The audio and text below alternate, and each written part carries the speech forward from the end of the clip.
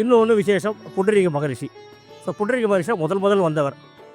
வரும்போது பார்க்குறாரு, இங்கே மல்லாபுரி க்ஷேத்திரம்னு பேர் இதுக்கு அப்போது. ஆனால் இது ஒரு வராக க்ஷேத்திரமாக தான் சொல்லணும் இதை. ஏன்னா வராக பெருமாள் இங்கே இருக்கார். அந்த மல்லாபுரி க்ஷேத்திரத்தில் எல்லாரும் யாகம் பண்ணி தவங்கள் பண்ணிட்டு இருக்கும்போது இங்கே வரார். வந்த உடனே அவர் பேர் புண்டரீகம். இங்கே புஷ்கரணி ஒன்று இருக்குது, அது புண்டரீக புஷ்கரணியே பேர், கடற்கரைக்கு போகிற வழியில் இருக்குது. அதில் இது 1000 விதர் கொண்ட தாமரை புஷ்பம் இருக்குது. பார்க்குறார், இதை பறித்து கொண்டு போய் திருப்பார்கடலில் கொண்டு போய் பெருமாளுக்கு சமர்ப்பிக்கலாமேன்ற பக்தி புத்தி போச்சு. எப்போவுமே இந்த பக்தி மேலோட்டத்தில் தன்னை மறைஞ்சிருவாங்க, என்ன பண்ணுறோன்னு தெரியாது.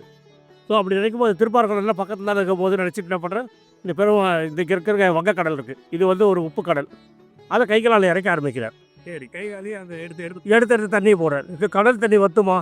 வத்தாது. ஆனால் பெருமாள் பார்க்குறான், என்னடா இவர் வந்து இப்படி பண்ணிட்டு இருக்கானே பக்தியில் அப்படி நினச்சி, சரி வா நம்ம வந்து இப்போ போய் இவனுக்கு வந்து ஒரு இதுக்கு காட்சி கொடுப்போம் அப்படின்னு சொல்லிட்டு திருப்பார்கடலோட திறந்துடுறான்.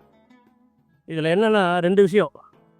இந்த ஆதி மூலமேன்னு அன்றைக்கி கஜேந்திரன் அவன் அழுத்தான். அப்போ பெருமாள் என்ன பண்ணாரா, வஸ்திரங்கள் இல்லை, என்ன இருந்ததோ தெரியாதான், கருட வாகனத்தை ரெடியாக இருக்கும்போது அப்படியே ஸ்டார்ட் பண்ணி புல்லட் வரா மாதிரி விறுவிறு கருட கிளம்புன்னு சொல்லிட்டு அழகுடைய தலையும் வந்தான்னு சொல்லுவாங்க, அந்த யானையை காப்பாற்றணும். அதே மாதிரி புண்டரீகன் பக்தர் நீங்கள் வந்தால் பார்த்தா இப்படி இருக்கான்னு சொல்லிட்டு திருப்பார்கடல் பார்க்க விட்டு எழுந்துட்டான். தங்கு எடுத்து சக்கரம் இல்லை, ஒரு ஆயுதங்கள் கிடையாது, ஆதிசேஷன் படிக்க திறந்துட்டு நேராக மகாலட்சுமி இல்லை, நேராக கிளம்பி வந்துட்டான். ஒரு அவதாரம் எடுத்தால் எப்பவுமே தாயாரோட அவதாரம் பக்கத்தில் இருக்கும். பட் இந்த கலியுகத்தில் இந்த அவதாரங்கள் பார்க்கும்போது பெருமாளே வந்துட்டார். வந்து அந்த வரியை வேணா பார்த்தார், பாபா நான் ஒன்றா அந்த காரியத்தை பண்ணுறேன், எனக்கு பசிக்கிறது, போய் ஆகாரம் கொண்டு வரியான்றார். சரி புண்டரீக முடியும், நீ யாரோ தெரியாது, நான் வரும் இங்கே காரியம் பண்ணிட்டேன், சரி எனக்காக நீங்கள் பண்ணுறேன்னா சரின்னு சொல்லிட்டு போகிறார். போட்டு திரும்பி வந்து பார்த்தா அந்த முதியவரை காணும்.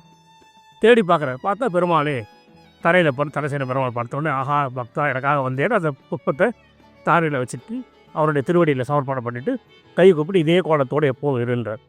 ஸோ அதனால் ஸ்தல சயனம், ஸ்தலம்னா பூமி, தரையில் பெருமாள் வந்து இங்கே படுத்துட்டதுனால ஸ்தல சயனம். இந்த திருக்கோயிலை பற்றிய முழு விவரங்களை தெரிந்து கொள்ள எங்களுடைய கோ டெம்பிள் யூடியூப் சேனலில் பாருங்கள்.